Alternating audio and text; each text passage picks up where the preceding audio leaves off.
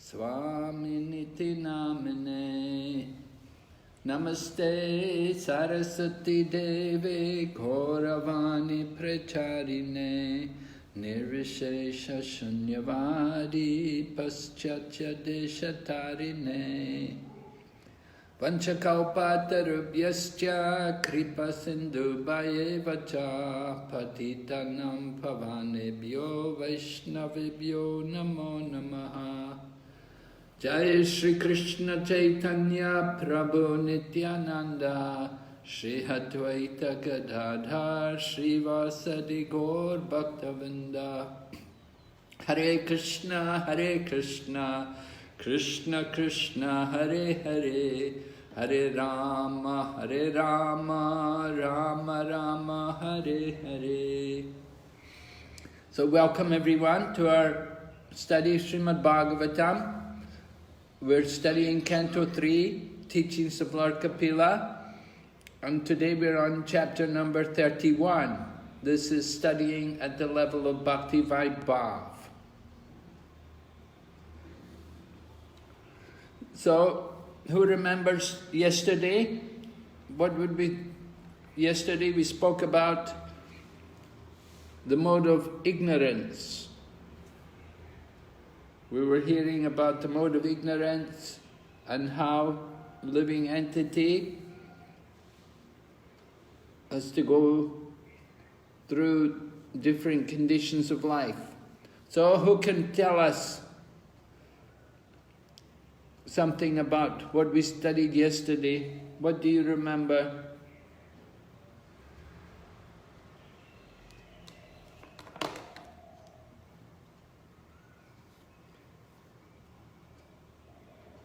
Sundarananda Prabhu, what do you remember from yesterday? We were describing the movements of the living entity.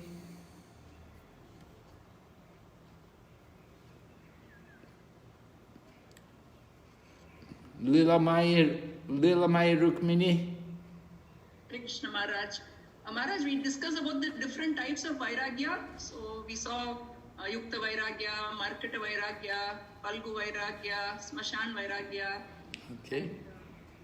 When we saw what the different types of people do when they come across money, that discussion, just to understand the different types of Vairagya and how they react to that. Okay, we spoke about Vairagya yesterday, yes. Hare Krishna Maharaj. Hare Krishna Prabhu. Maharaj, please accept my humble obeisances. We saw yesterday how one gets entangled in family life. Yes. And when they get entangled, then they are in actually a diseased condition where it's difficult to come out of it. Okay. Are you in family life yourself? No, Maharaj. Oh, very good. So you're a free man. Yes, we spoke about family life and the effects of family life. Actually, Lord Kapila is replying to Devahuti's question, right? What did Devahuti want to know about? The power of time, Maharaj? Yes, right, the effects of time. And how the effects of time, how time decays everything. Here in the material world, we're all under the influence of time. So time is a very valuable thing. We have to use it very, very carefully. Make the best use of every moment for the highest purpose. And then we heard also about birth and death, right? Devahuti wanted to understand more about the nature of birth and death. It will help her to become more detached from the material world. So Lord Kapila described about, first of all, he described about how the living entity becomes very entangled, working very hard, making money, even by dishonest means, doing everything to get money, trying to satisfy people, could never get enough money. And then finally the man dies, and he's taken by the Yamaduts. And the Yamaduts take him to Yamaraj, and he's punished in hell. And then after being punished in hell, then he gets an animal body, comes back gradually, and gradually he comes back to the human form of life. So that's where we are today. We're going to hear today more about the mode of passion. We were hearing about the mode of ignorance yesterday. Today we're going to hear more about the mode of passion. Let's see. Right? Okay. Oh, let me see. Wait. I have to share it with you, right? Share the screen. Okay.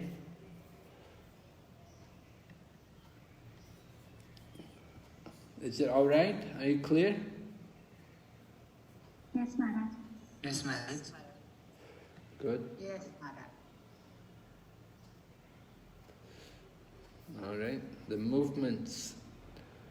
movements of the living entities. Chapter 31. Let's glorify Srimad Bhagavatam. O Srimad Bhagavatam, O nectar churned from the ocean of all scriptures, you are the most prominent transcendental fruit of the Vedas, enriched with the jewels of all conclusive truths. You grant spiritual vision to all the people of the world. O life breath of the Vaishnava devotees, O Lord, you are the sun which has risen to dispel the darkness of Kali Yuga. You are actually Lord Krishna, who has returned among us. O Srimad Bhagavatam, I offer my respectful obeisances unto you. By your recitation one attains transcendental bliss, because your syllables shower pure love of God upon the reader.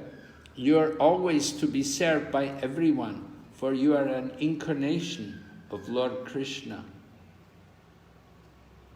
O Srimad Bhagavatam, O my only friend, O my companion, O my teacher, O my great wealth, O my deliverer, O my good fortune, O my bliss, I offer my respectful obeisances unto you.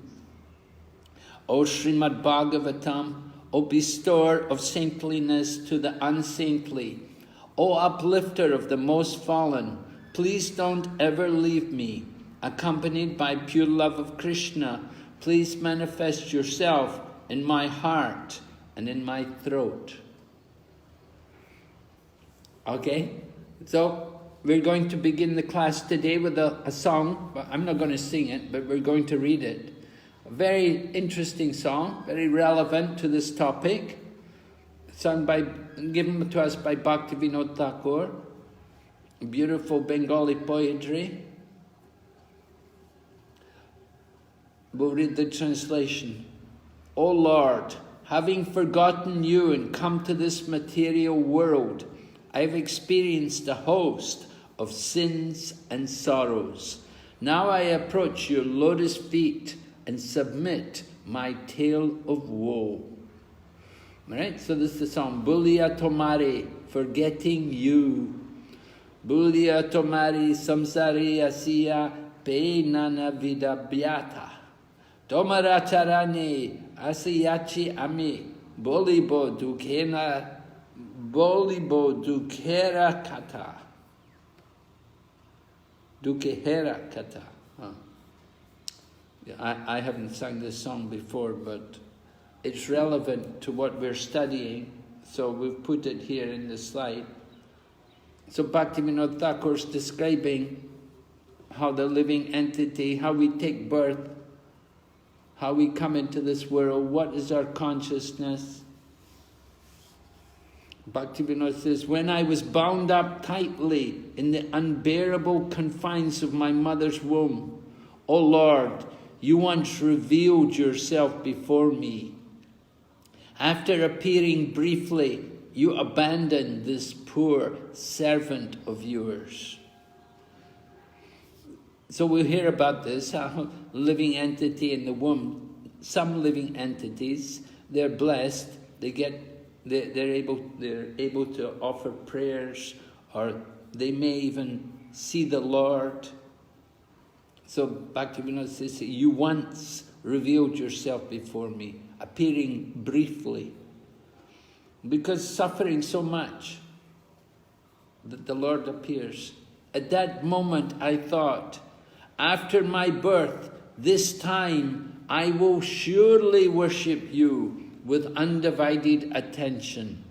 But, alas, after taking birth, I fell into the entangling network of worldly illusions. Thus I possessed not even a drop of true knowledge. So the child in the womb prays to the Lord. Lord even may appear briefly, and we'll pray, definitely after my birth I will worship you. But then, after we get out of the womb, we take birth, we come into the material world, then we forget everything. We lose it. It's all forgotten. As a dear son fondled in the laps of attentive relatives, I pass my time smiling and laughing.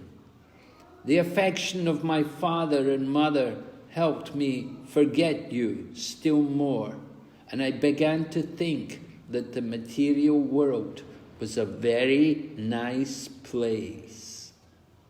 Yeah, this is what happens. You see, you take birth, father and mother give so much affection, and we think, well, this is not so bad here. Day by day, I gradually grew into a young boy, began playing with other boys. Soon my powers of understanding emerged, so I diligently studied my school lessons every day. Proud of my accomplished education, I later traveled from place to place and earned much wealth, thereby maintaining my family with undivided attention. I forgot you, O Lord Hari. So, you grow up, we go to school, we get education, somebody may be successful, do very well in their education. After education, they earn money, they have a family, and they're not thinking about God. He's forgotten. But now, in old age, this Bhakti Vinod very sadly weeps as death approaches. I failed to worship you, O Lord, and instead passed my days in vain. What will be my fate now? Ekon ki habe gati. Nabajiyatore dina brita jelo ekon ki habe gati. What will be my fate now? Where will I go? This is the position of the living entity. Okay, so chapter 25, we heard from Devahuti, and Devahuti was in trouble. Her husband had gone away and left her. He's taking sannyas. Devahuti was very disturbed. She's left with her son.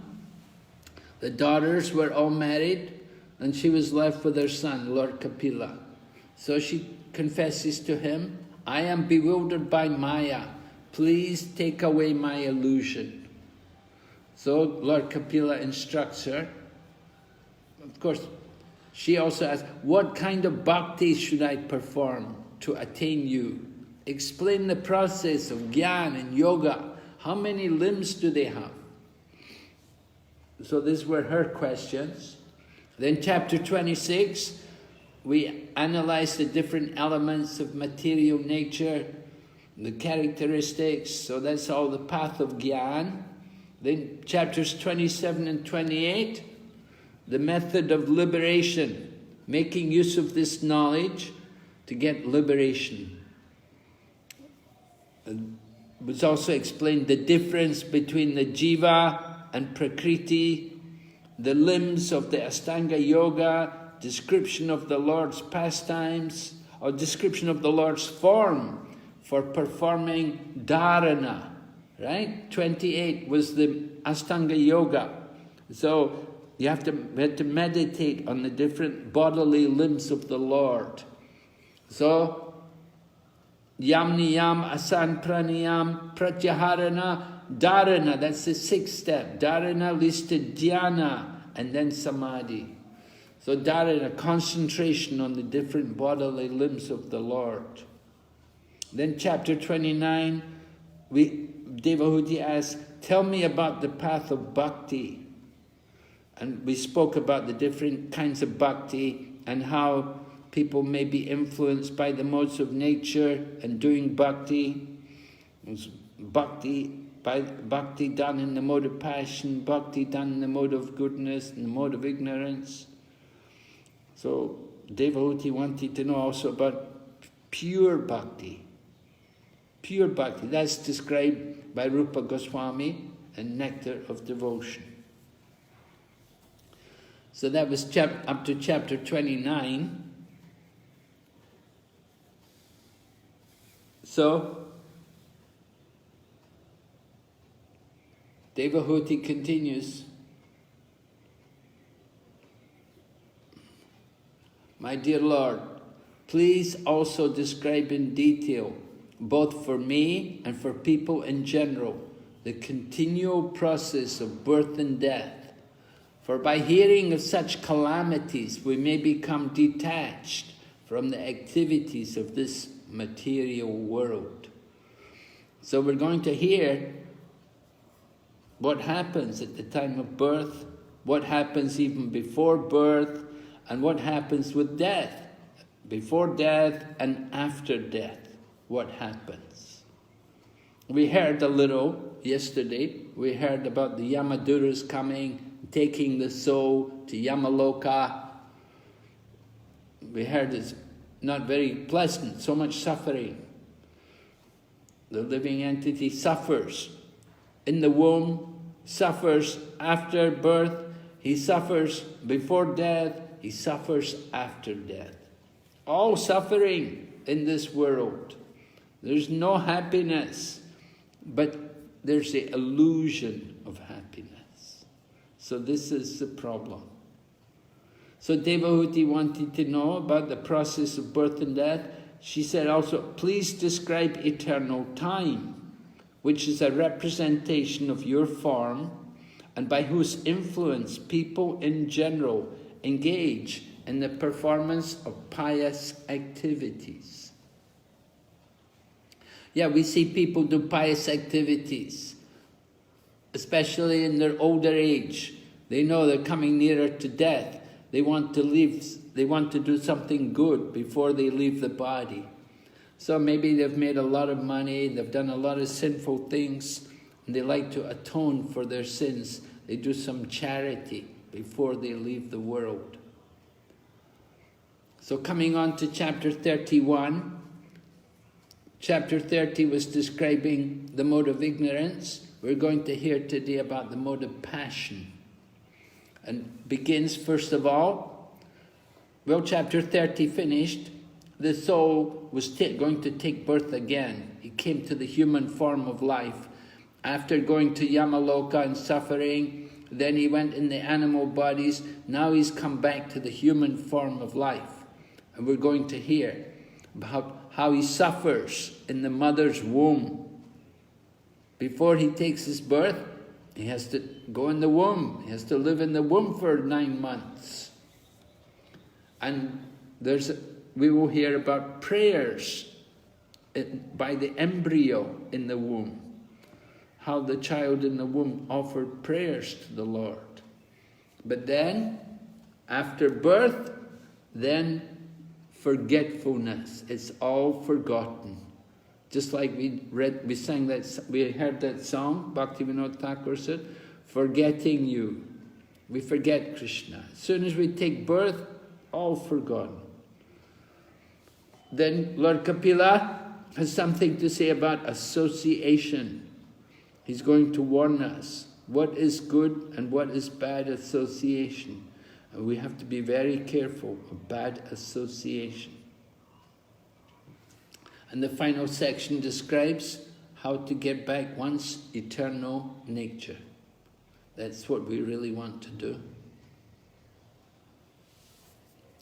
So the first verse, famous verse. Karanam daiva netrena jantur deho papataye.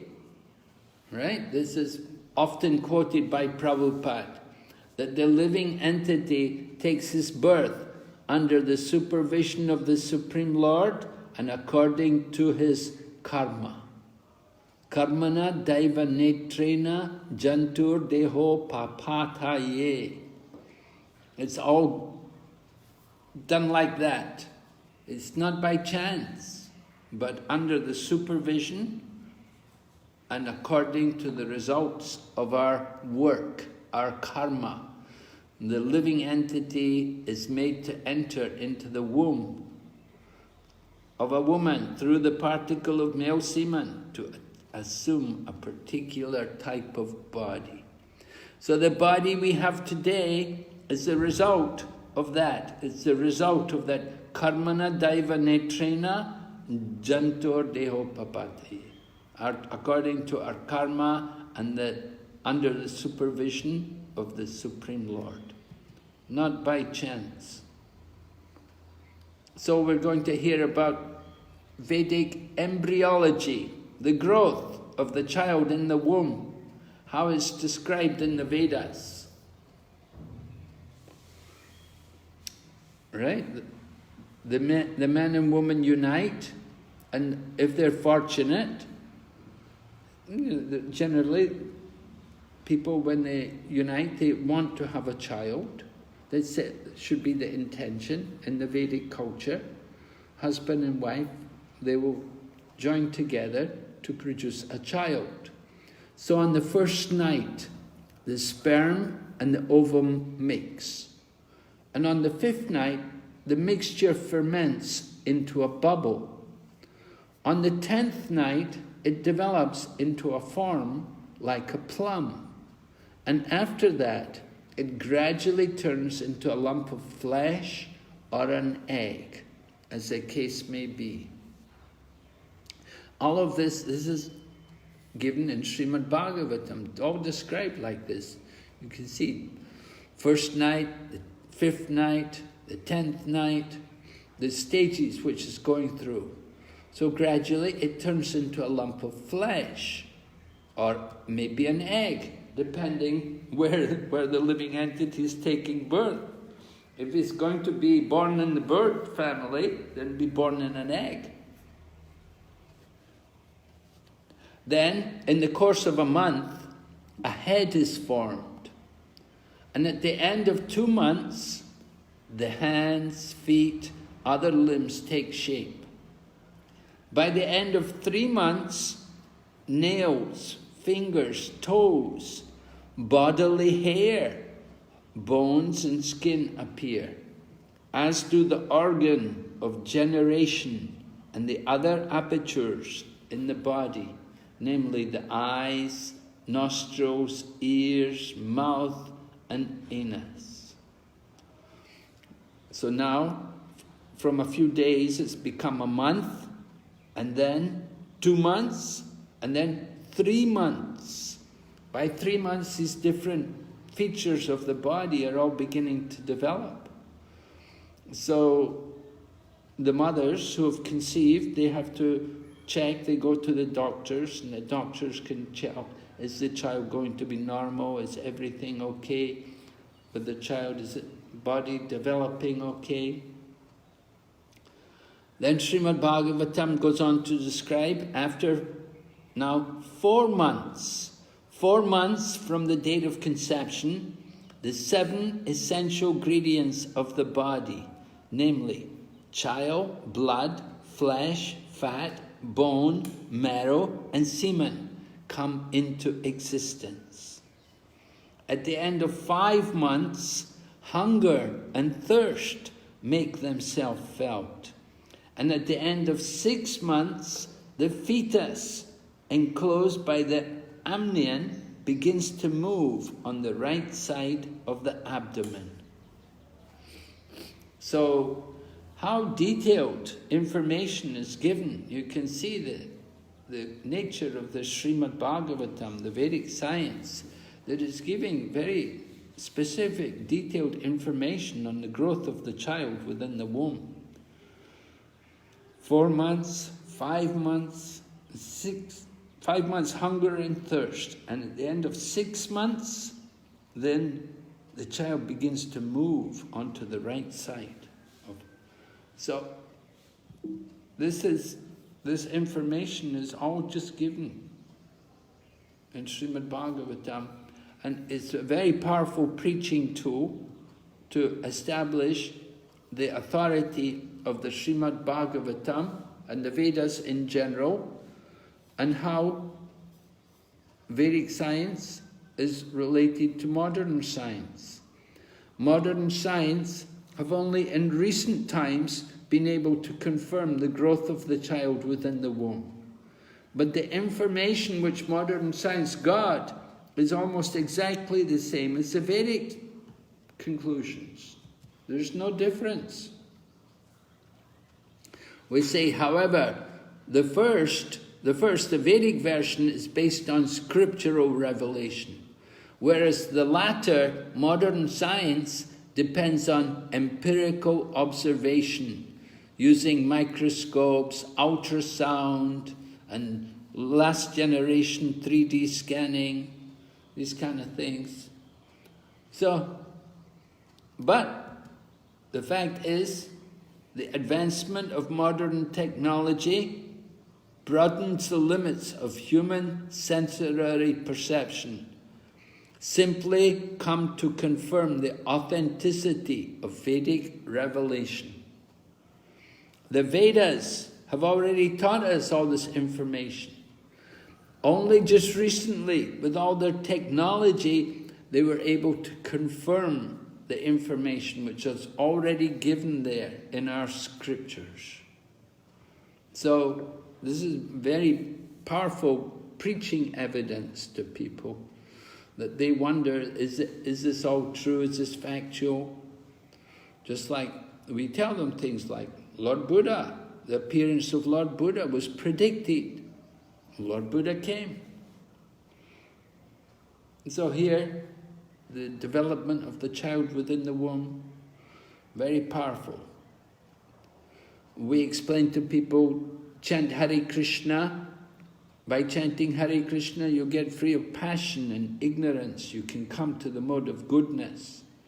Very important. Come to the mode of goodness. Get rid of the lower modes of nature. So gradually, people are beginning to have some respect for the Vedic culture, that this information is all given here.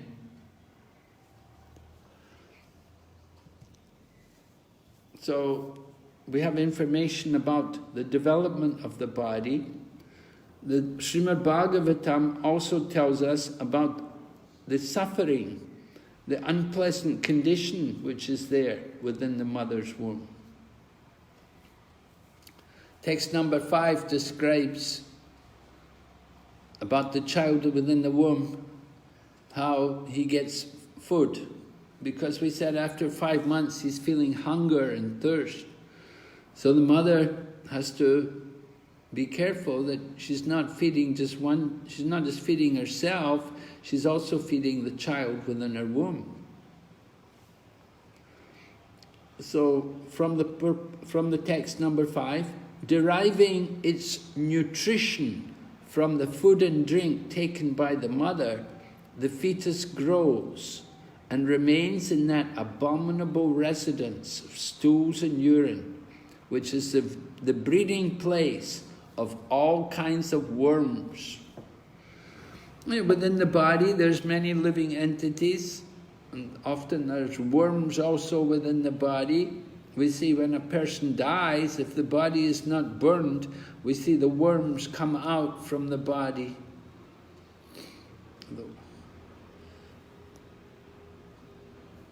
Then text number 6 describes, bitten again and again all over the body by the hungry worms in the abdomen itself. The child suffers terrible agony because of his tenderness. He thus becomes unconscious moment after moment because of that terrible condition. So much suffering. The unfortunate child is within the womb in a very difficult condition, twisted, bent over, cannot move. And the skin, of course, the skin is very tender. We know young babies, they have very tender skin. We have to, after the child is born, and the mothers, they have to do things to help the child's skin to become less sensitive. So the child is suffering, sometimes going unconscious. People, of course, are not always appreciative that there's so much suffering there. Sometimes the mother will eat hot, spicy food. Maybe she likes very spicy food. And when she will eat the spicy food, then the spices will burn the body of the skin of the baby. So pregnant women, they're supposed to follow special diets. They're not supposed to take just anything. Have to be very careful, but sometimes the mothers are not able to control, and they take food which they're not supposed to. And the result is the child suffers. The child in the womb suffers. And there'll be some permanent damage done to the skin of the child.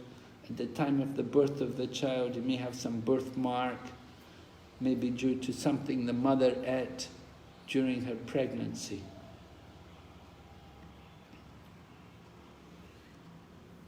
Described here, owing to the mother's eating bitter, pungent foodstuff, or food which is too salty or too sour, the body of the child incessantly suffers pains which are almost intolerable.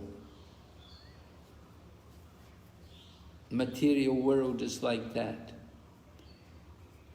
So many pains. But people are not thinking suffering. One devotee came to see Prabhupada, and he brought his mother. And so the lady came in and she spoke to Prabhupada. She said, "Oh, it's so hot outside. Oh, it's so terrible." And Prabhupada began to speak about how so much suffering is there in the material world. And when Prabhupada began to speak about suffering, then she said, no, it's not so bad. I don't think it's so bad. I don't think we're so bad. But then Prabhupada said to her, "But just a few minutes ago you were telling me you were suffering. And now you're saying it's not so bad."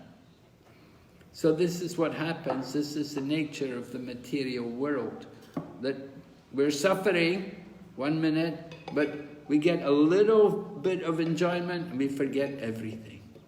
A little comfortable and all the suffering is forgotten. This is the nature, material world.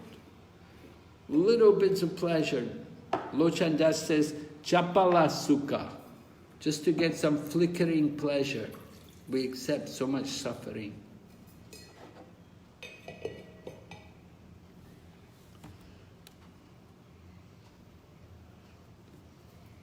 More descriptions of the child within the womb.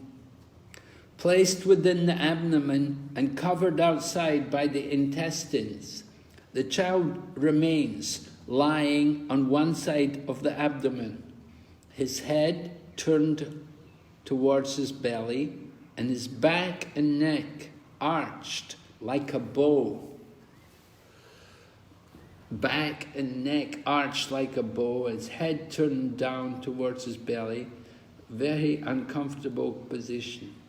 The child thus remains just like a bird in a cage, without freedom of movement. At that time, if the child is fortunate, he can remember all the troubles of his past 100 births, and he grieves wretchedly. What is the possibility of peace of mind in that condition? If there's no peace of mind, then there can be no happiness. There's no possibility of being happy if you don't have peace of mind. So no movement, very restricted. And then you remember the previous births, 100 births. These are not going to be human birth, but birth in many different species of life. So much suffering. Text number 10 says, thus endowed with the development of consciousness from the 7th month after his conception, the child is tossed downward by the airs that press the embryo during the weeks preceding delivery. Like the worms born of the same filthy abdomen cavity, he cannot remain in one place.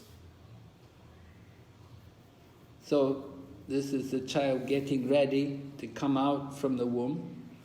He's tossed down. Should be in the right situation.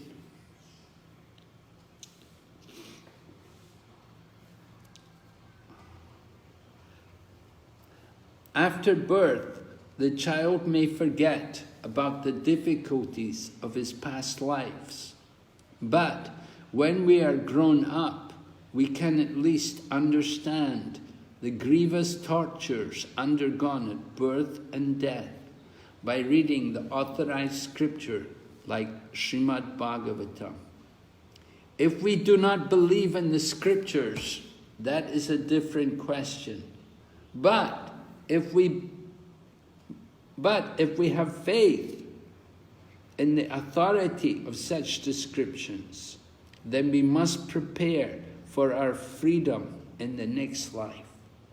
That is possible in this human form of life. One who does not take heed of these indications of suffering in human existence is said to be undoubtedly committing suicide. Undoubtedly committing suicide. And you've wasted the life. So we have to recognize these conditions, how much suffering there is in this existence, in the material world. And we should want to finish the suffering. No more birth and death.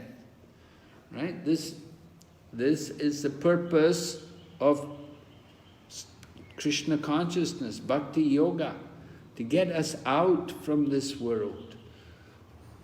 We have to apply this knowledge. If we have to come back again, it means we have failed. Mukunda Maharaj edited that book, Coming Back, The Science of Reincarnation. The last chapter is called Don't Come Back. We don't want to come back. That is the real purpose of Bhakti Yoga. No more birth. Prabhupada asked the devotees, what is the most important verse in the Bhagavad-Gita? What verse do you think they said? Anybody like to guess?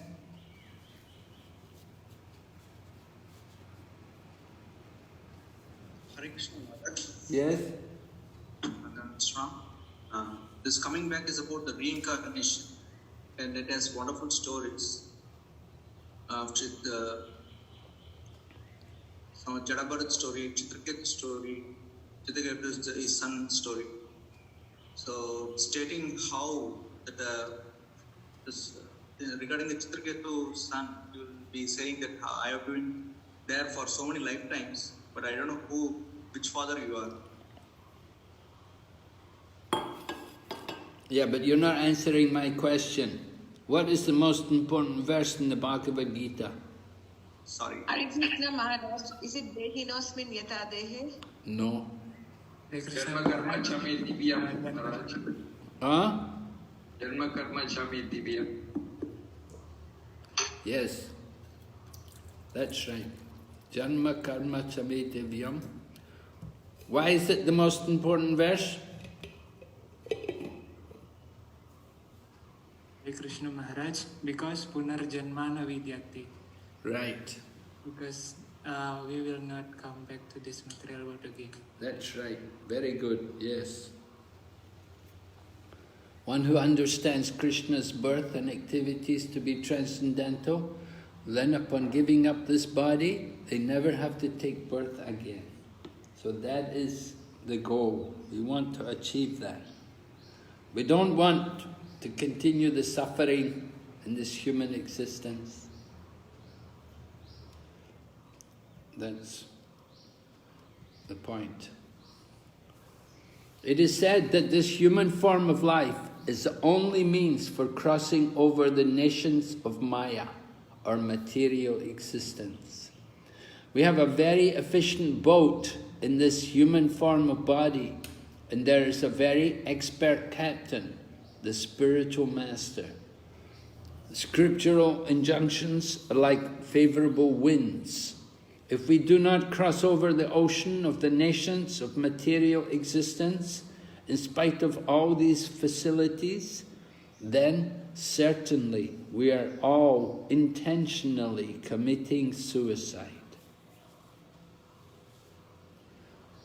Yes, a great waste if we don't take advantage of the facilities. The scriptures are there, the guru are there, the boat is there. We have the boat, we have the association, we have everything we need. We just need to apply the process. If we don't take advantage, it's just like committing suicide. This is from text number 9. Okay, coming into the chapter, hearing about the living entity in the womb. The living entity in this frightful condition of life, bound by 7 layers of material ingredients, prays with folded hands, appealing to the Lord who has put him in that condition.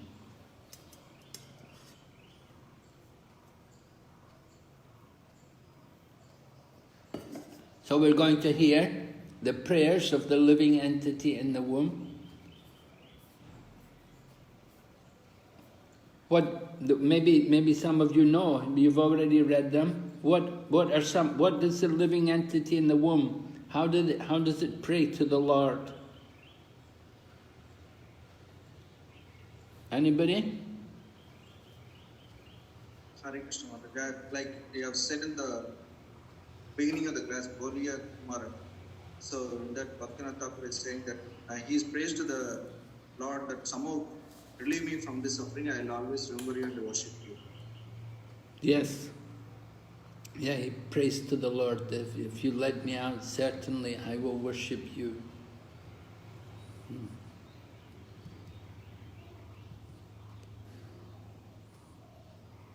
Text number 12 says, the human soul says, I take shelter of the lotus feet of the Supreme Personality of Godhead, who appears in his various eternal forms and walks on the surface of the world.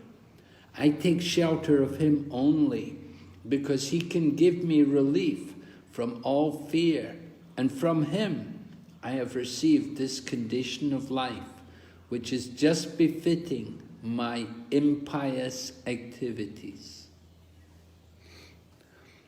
So this is a very enlightened human soul who's praying like this.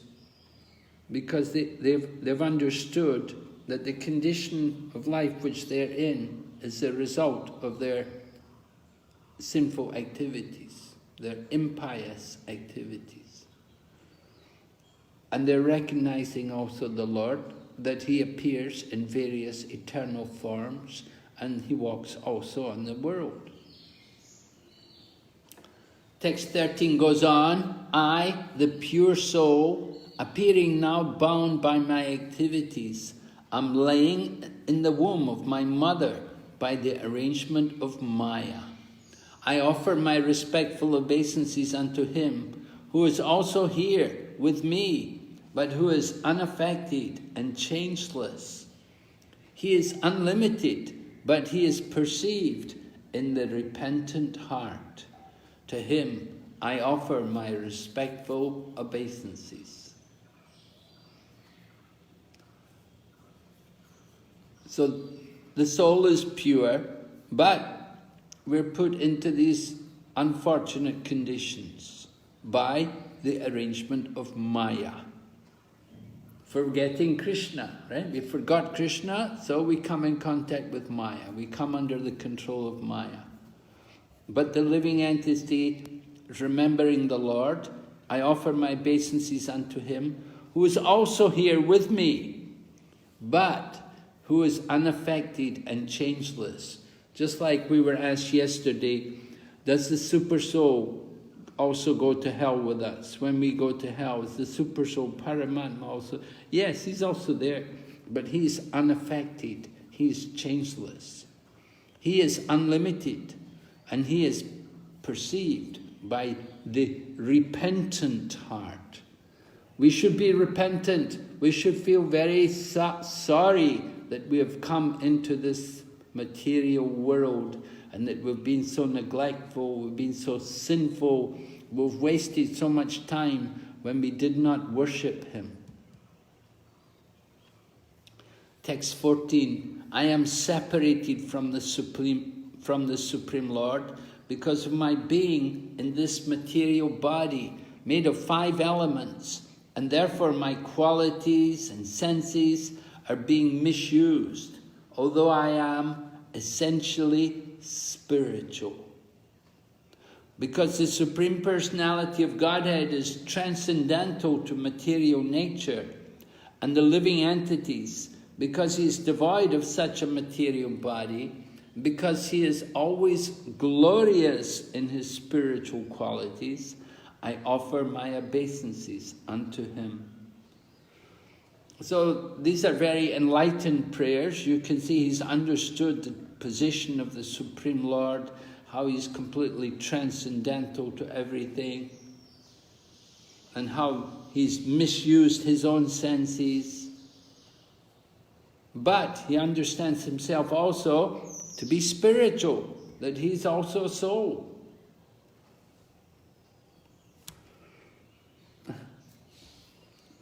So purport, text 13, Prabhupada says, it is said here, Atapyamana hridaye vishitam. He is in the heart of every living entity, but he can be realized only by a soul who is repentant. The individual soul becomes repentant that he forgot his position, wanted to become one with the Supreme Soul, and tried his best to lord it over material nature. He has been baffled. He's been defeated. He couldn't do it. He tried to become Lord. He couldn't. So he was, and therefore he is repentant. He feels very sorry that he did these foolish things. He tried to conquer over the material energy, but he failed. Then the prayers continue. The human soul further prays, the living entity is put under the influence of material nature and continues a hard struggle for existence on the path of repeated birth and death. This conditional life is due to his forgetfulness of his relationship with the Supreme Personality of Godhead.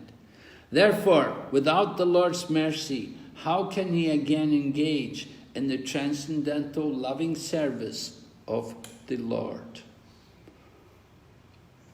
So, hard struggle for existence, birth and death, all due to forgetfulness. We forget Krishna and we're put into these different conditions. So we need to get the Lord's mercy to take advantage, to get freed from this situation. To get the Lord's mercy, we have to do devotional service. We have to engage. Text 16. No one other than the Supreme Personality of Godhead, as the localized Paramatma, the partial representation of the Lord, is directing all inanimate and animate objects. He is present in the three phases of time: past, present, future. Therefore, the conditioned soul is engaged in different activities by his direction. And in order to get free from the threefold miseries of conditioned life, we have to surrender unto him. So, now the prayer is describing about the Paramatma who is there with him in the womb. So, the conditioned soul doing different activities is under the direction of the Super Soul.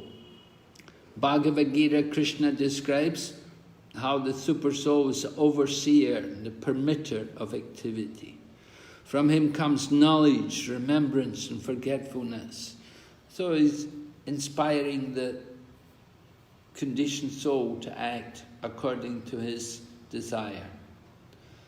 So in order to get free from the miseries, we have to surrender. Text 17. Fallen into a pool of blood, stool and urine within the abdomen of his mother, his own body scorched by the mother's gastric fire, the embodied soul, anxious to get out, counts his months and prays, O my Lord, when shall I, a wretched soul, be released from this confinement? So it prays to get out. Arguments may be put forward as to why we have been put under the influence of this material energy by the supreme will of the Lord. This is explained in Bhagavad-Gita, where the Lord says, I am seated in everyone's heart, and due to me, one is forgetful or one is alive in knowledge. The forgetfulness of the conditioned soul is also due to the direction of the Supreme Lord.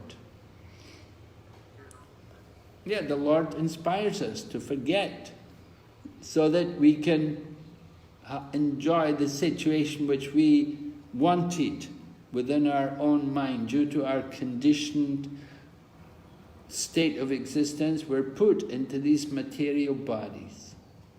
And we're actually thinking, it's very nice.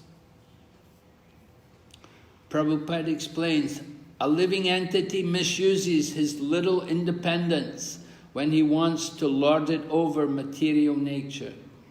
This misuse of independence, which is called Maya, is always available. Otherwise there would be no independence. Independence implies that one can use it properly or improperly. It is not static, it is dynamic. Therefore, misuse of independence is the cause of being influenced by Maya. Right? Independence. Prabhupada said proper or improper. What is proper use of our independence? Someone like to describe for us? Service of Krishna. Yes, independence means to take shelter of Krishna. That's proper use. And improper use? We use our for enjoyment, of material enjoyment. Yes, to forget Krishna. So we have that choice every time. Prabhupada said, Maya is so strong that the Lord says it is very difficult to surmount her influence. But one can do so very easily if he surrenders unto me. Anyone who surrenders unto him can overcome the influence of the laws of material nature. It is clearly said here that a living entity is put under the influence of Maya by his will. And if one wants to get out of this entanglement, can be made possible simply by his mercy. So,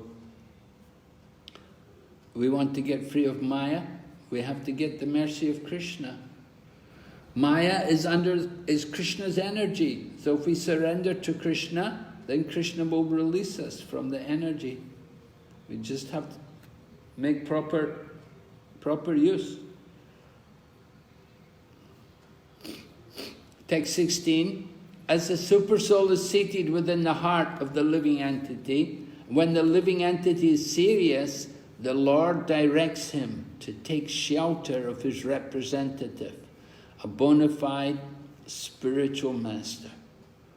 Directed from within, guided externally by the spiritual master, one attains the path of consciousness, which is the way out of the material clutches, and one's life is blessed.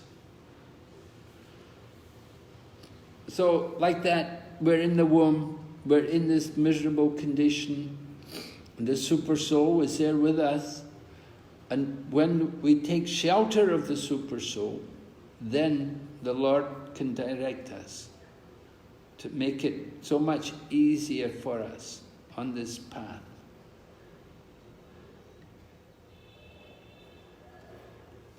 Just to finish these prayers, my dear Lord, by your causeless mercy, I am awakened to consciousness.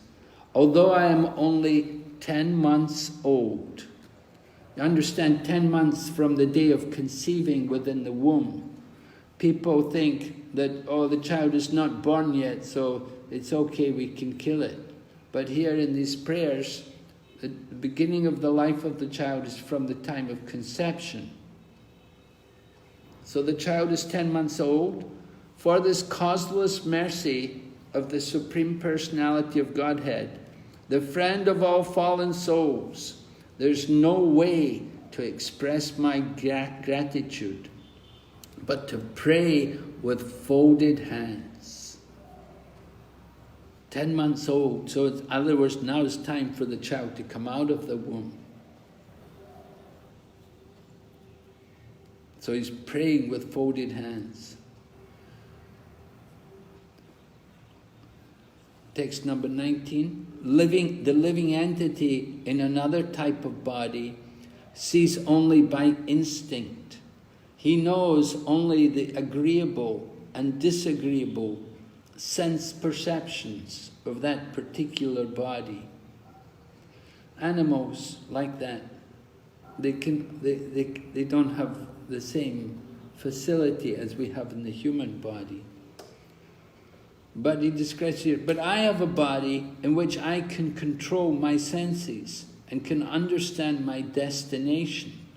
Therefore, I offer my respectful obeisances to the Supreme Personality of Godhead, by whom I have been blessed with this body, and by whose grace I can see him within and without.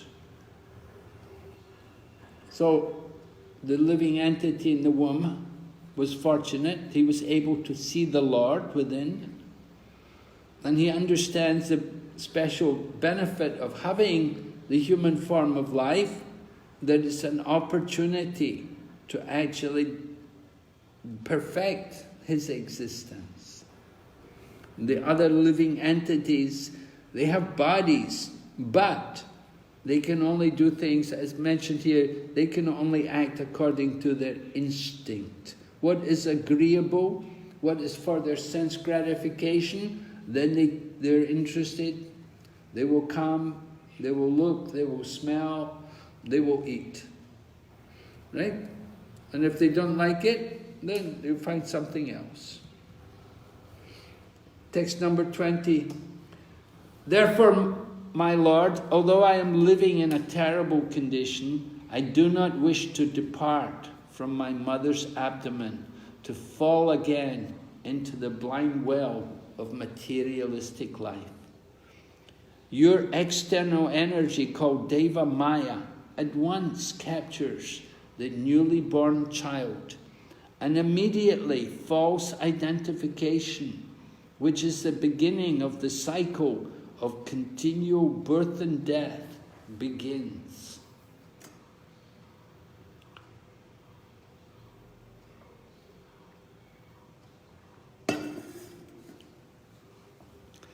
So the soul, the living entity in the womb, understands is in a terrible condition, but amazingly, initially he was praying to get out.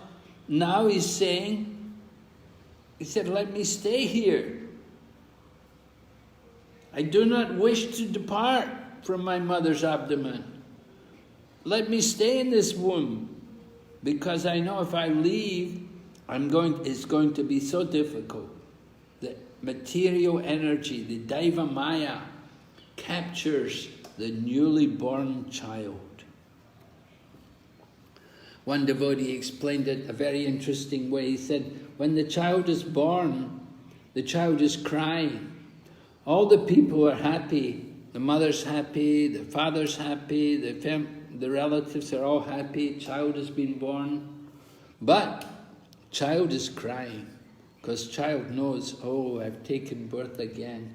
Again a material body, again misery. And at the time of death, when the person is dying, all the relatives, the family, friends, they're crying. And the person who's dying, he's happy, he's going.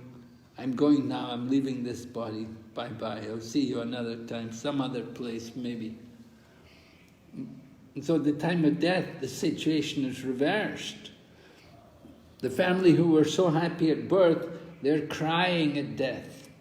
And the soul who was taking birth, who was crying, he's happy when he dies. He's happy because he's thinking, I'm getting free of this material body. I'm getting free of all the miseries and all the problems which have been coming with this material body.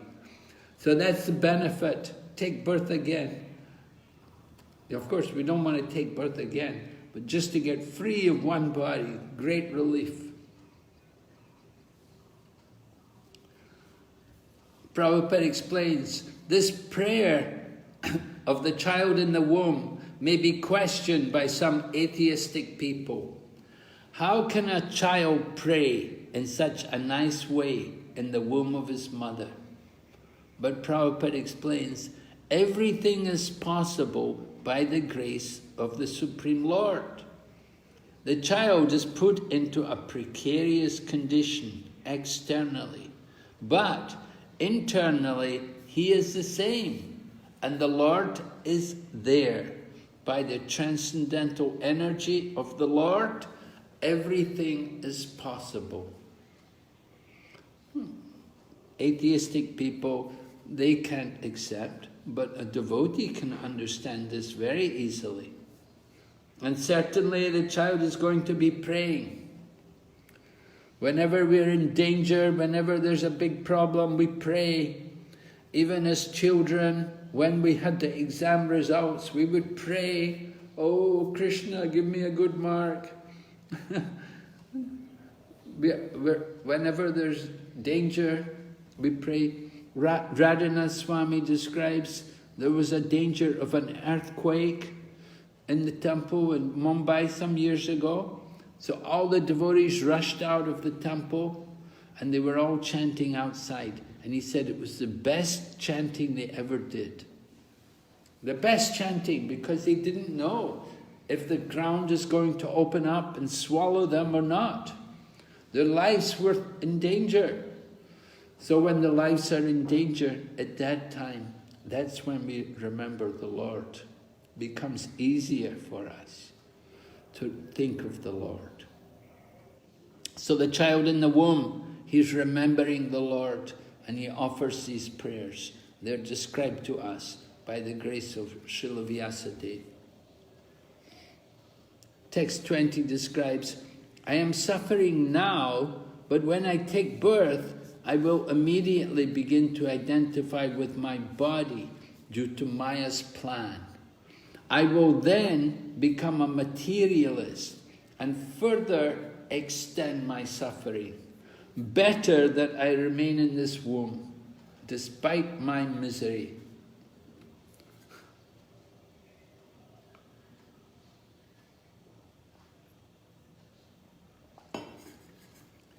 Better just stay where I am.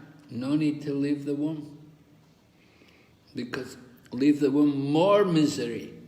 So better I just stay where I am. I'm already, you get used to it. So let me stay here. We know Sukadeva Goswami was an impersonalist and he stayed in the womb of his mother for 16 years before he took birth. And he only came out because he was convinced by hearing Srimad Bhagavatam.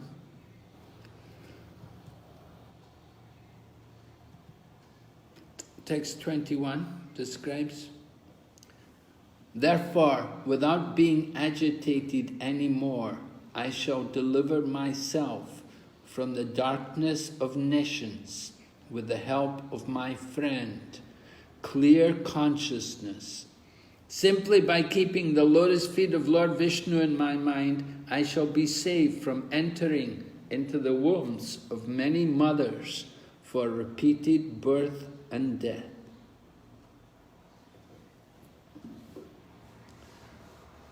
So the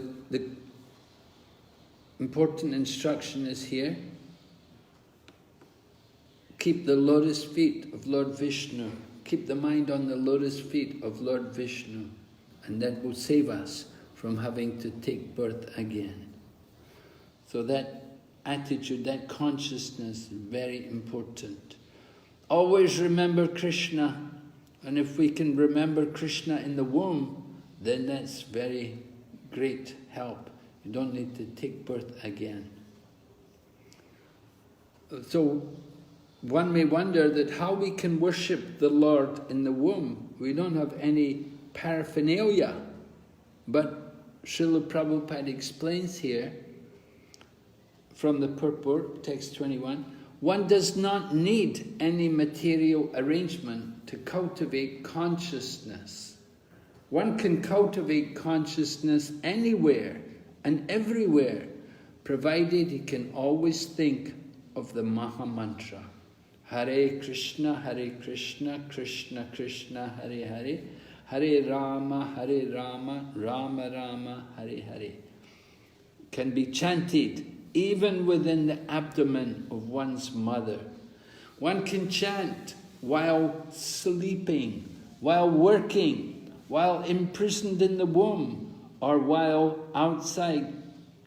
Consciousness cannot be checked in any circumstance. So, an important point. We shouldn't think that, oh, I can't chant here, oh, I can't remember Krishna here, oh no, I'm in this situation, it's not good, not easy, I can't remember Krishna here.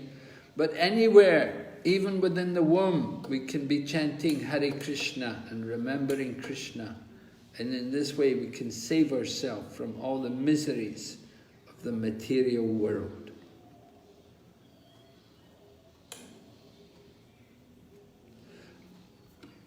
Text 22, Lord Kapila continued, the 10-month-old living entity has these desires even while in the womb.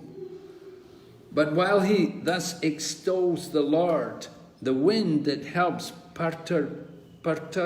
parturition propels him forth with his face turned downward so that he may be born. So the child has to come out of the womb in a particular way. He has to come down head first. Come out head first. And So Krishna arranges all this, special air in the body which forces the child to come down.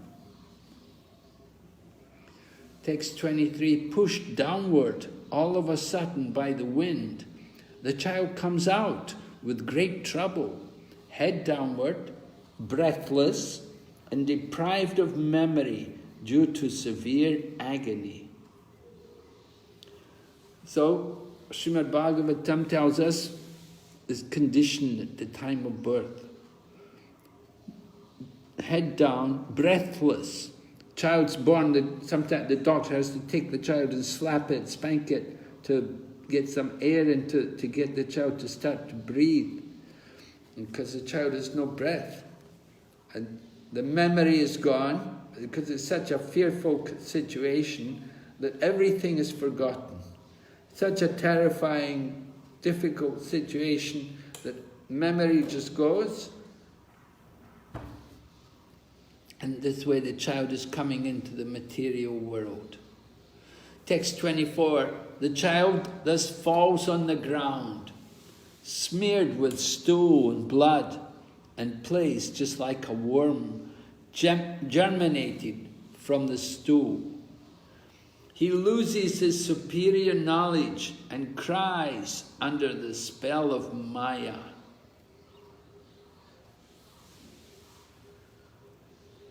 So the child comes out of the womb and everything is forgotten. Memory is gone, just crying. And this is, well, he said, the people are happy, the child is born, but the child is not happy, the child is crying. He knows, oh, another birth, again I've taken birth in this material world. Text 25 describes, after coming out of the abdomen, the child is given to the care of persons who are unable to understand what he wants. And thus, he is nursed by such persons. Unable to refuse whatever is given to him, he falls into undesirable circumstances. Because a little baby, a little child, so whatever's given to him, he has to take. So the mother will give some bitter medicines. The child doesn't want medicine. There's nothing wrong with the child, but the mother thinks, I have to give the child this medicine to help his digestion. And she feeds him some bitter, horrible tasting medicine, and the child cries. And the mother thinks, oh, it's healthy, he's crying, his lungs will expand. It's often like that. This is at the time of birth, and similarly at the time of death, similar situation. Before people are given all kinds of things, they may be given things to eat. They don't want them, but somehow they're fed into them by force. Text 26, laid down on a foul bed, infested with sweat and germs, the poor child is incapable of scratching his body to get relief from his itching sensation, to say nothing of sitting up, standing, or even moving. So the child has just come out of the womb, so he's not able to move very much yet, just a little bit motion in the body, just some wiggling, maybe a little scratching. No, he's not even able to scratch. He's unable to scratch. He can't get relief from the itching of the body. So what can he do? What can he do? He's in that helpless condition, can't do anything. Text 27. In his helpless condition, gnats, mosquitoes, bugs, and other germs bite the baby, whose skin is tender. Just as smaller worms bite a big worm. The child, deprived of his wisdom, cries bitterly. So the child is helpless, cannot move. The skin is tender. So compared to the little worm biting the big worm. We're the little worms and Krishna is the big worm.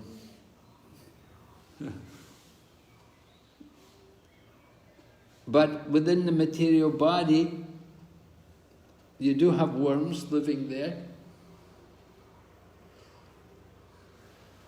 We try to avoid them. We don't want to become a worm ourselves. A bookworm. Read the books. The child, deprived of his condition, of his wisdom, cries bitterly.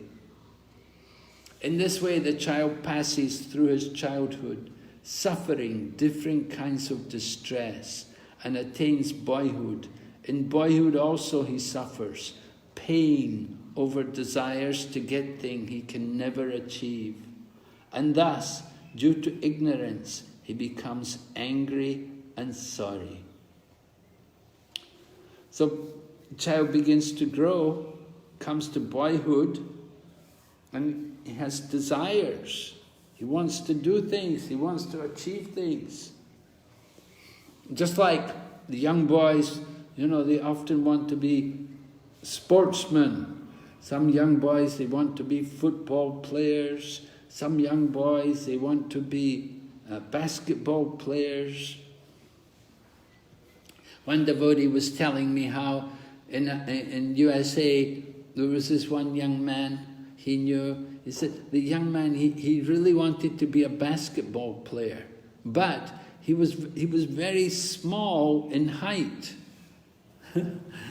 So basketball players, they're all gigantic people. They're all like 6 foot plus. And he was like 5 foot, maybe 1 or 2 inches. He was a small sized man.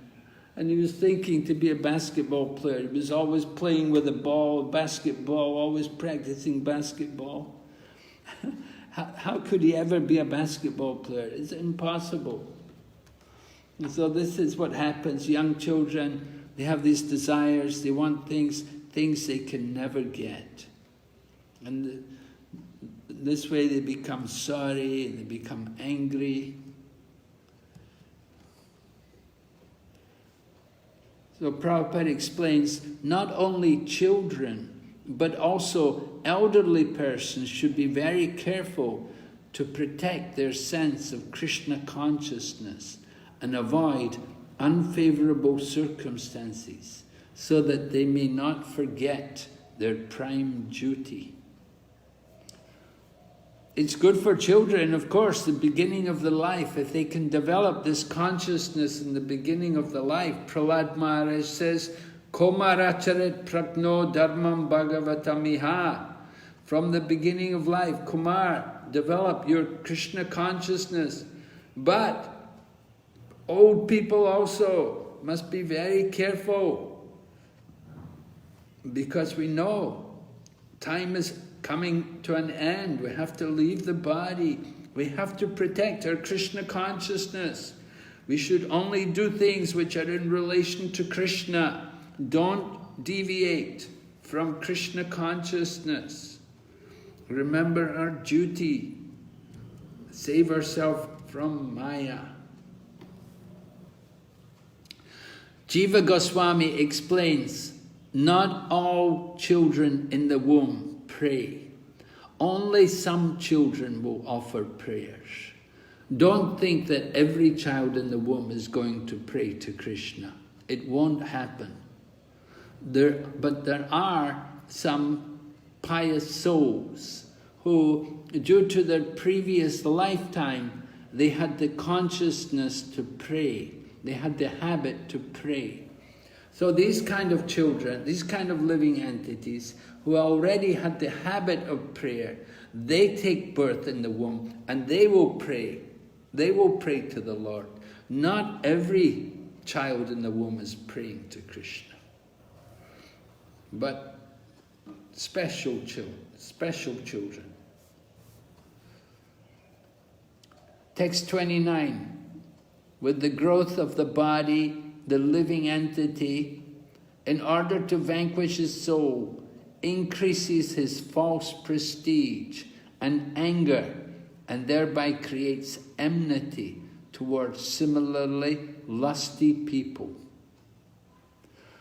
So the material world is being described. You grow up, you may have some friends, but you have also some enemies. Because you have pride, you have some also anger, and you make enemies, and you have difficulties dealing with people. Problems come. Conflicts. The material world always full of so many conflicts. Threat of war, globally, internationally, community-wise, always so many troubles. Text 30, by such ignorance the living entity accepts a material body made of 5 elements as himself. With this misunderstanding, he accepts non-permanent things as his own and increases his ignorance in the darkest region. So the non-permanent, what is non-permanent? The non-permanent things, everything we possess, our home, our car, our bank balance, it's all non-permanent. And even our body is not permanent. But we accept it as our own. We're thinking, this is mine, this is mine. What is ours? Nothing is ours.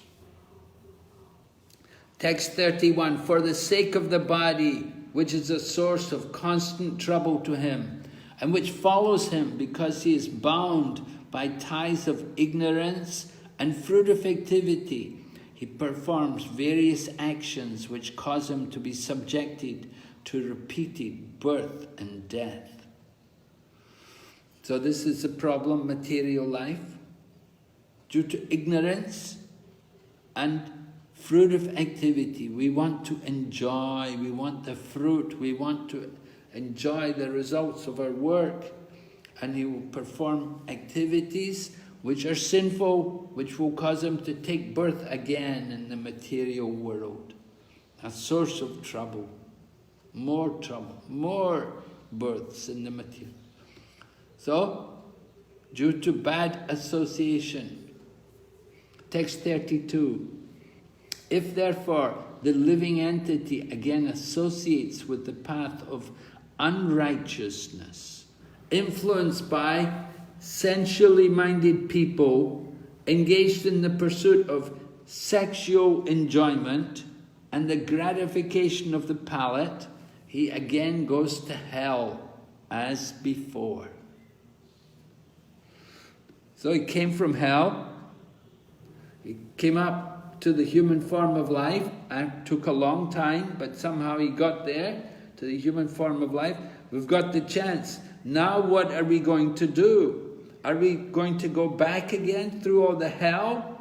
Are we going to get out? It's our choice, but we get the result of our work. If we become lusty and sensual, we will have to go to hell. So we're warned, beware of bad association. If one aspires to reach the culmination of yoga and has realized the self by rendering service unto me, he should never associate with an attractive woman. Right? For such a woman is declared in the scriptures to be the gateway of hell to hell for the advancing devotee. Now, for you ladies who are listening here, you ladies, you should read, wherever it says woman, you should read man. One should never associate with an attractive man, for man is declared in the scriptures to be the gateway to hell for the advancing devotee. We have to recognize, this is a very powerful section in the Srimad Bhagavatam, very, very powerful. Lord Kapila's warning about the danger of the illicit connection with the opposite sex. And it's very good to hear it and to read it again, to understand. Lord Kapila says, just try to understand the mighty strength of my Maya in the shape of woman or in the shape of man, who, by the mere movement of her or his eyebrows, can keep even the greatest conquerors of the world under her grip or his grip. Very powerful. Maya, the opposite sex, the attraction to the opposite sex. We're all under the spell of the attraction to the opposite sex. Lord Kapila said, just the movement of the eyebrows, and the other member is, whoa, they're bewildered. So Lord Kapila warns the trap of family life. The woman, or maybe man, created by the Lord, is a representation of Maya. And one who associates with such Maya, by accepting services, must certainly know that this is the way of death, just like a blind well covered with grass. Just like there's a well in the countryside, in the fields, they make a well in the ground and they cover it, they just put some maybe little pieces of wood, a bit grass over it, they don't really take care. And so people can easily fall in, and it's like death. Sometimes they fall into the well. There may be no water even in the bottom of the well, so it's just like death. How to get out? So the association with the opposite sex is like this. You get very attached. You want to remain in that condition. You want that companionship, that company. We become very absorbed in that company with the opposite sex. But it's not good. It's not good for our Krishna consciousness. You have to be very careful. Very, very careful. So Srimad Bhagavatam warns us, beware of Maya in the form of man or woman.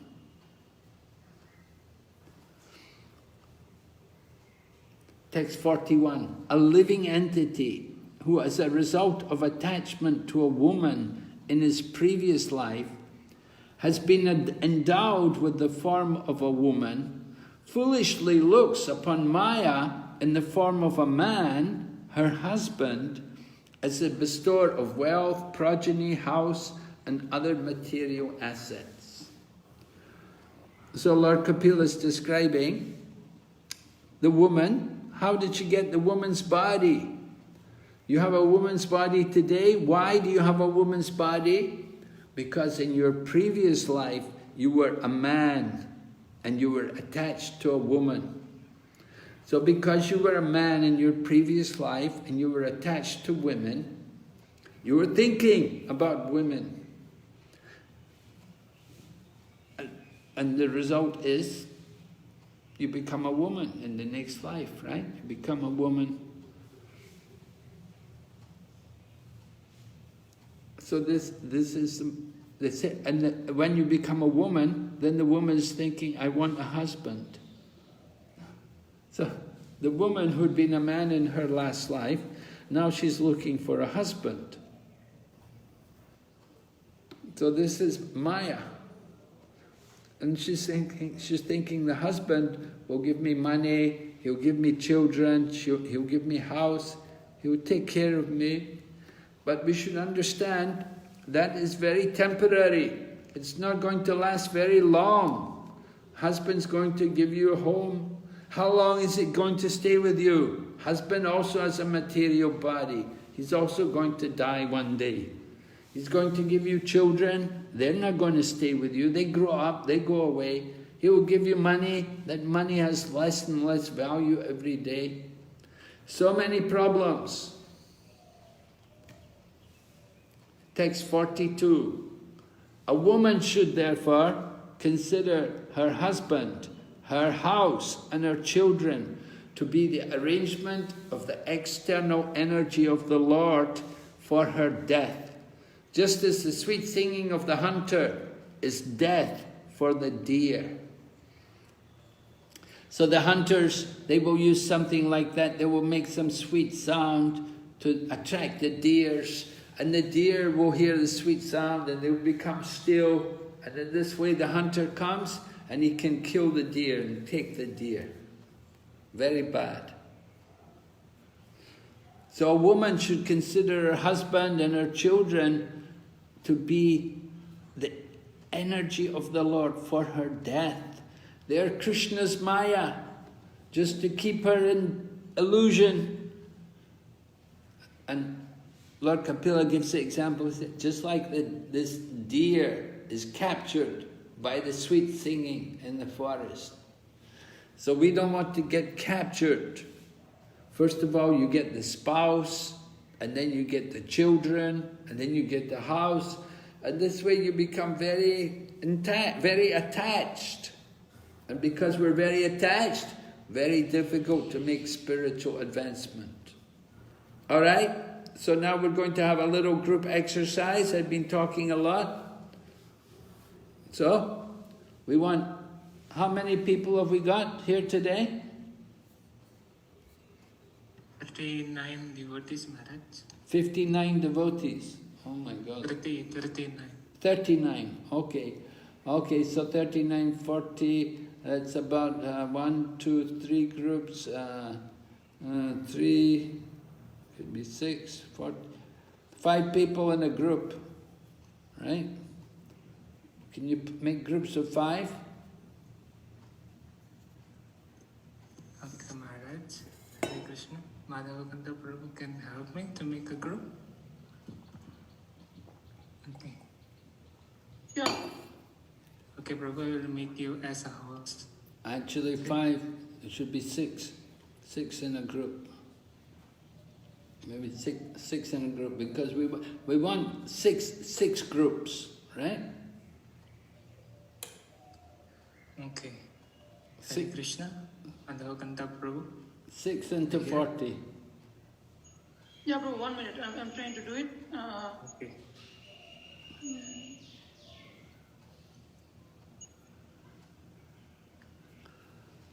Right? You can see the different exercises, different groups. 38 to 40, takes 38 to 40, takes 41, and takes 32 to 39.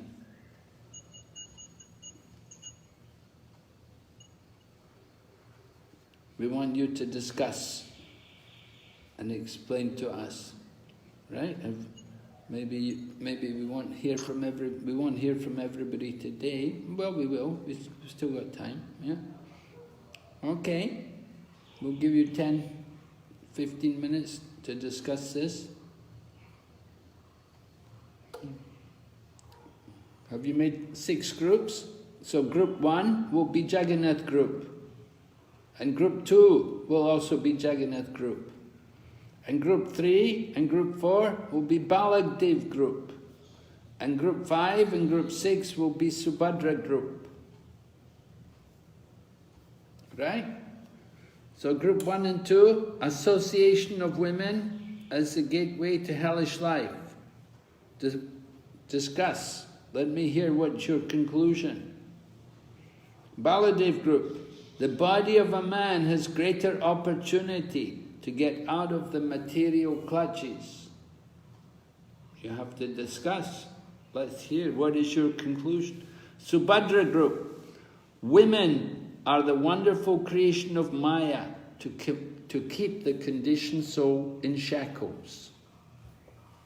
Discuss. Base 32-39. So that will be group 5 and 6, Subhadra group, Baladev group, group 3 and 4, and Jagannath group 1 and 2. Okay, have you put everybody in a group, Prabhu? Okay. Yes, Maharaj. 6 group. Okay, 6 groups, very good.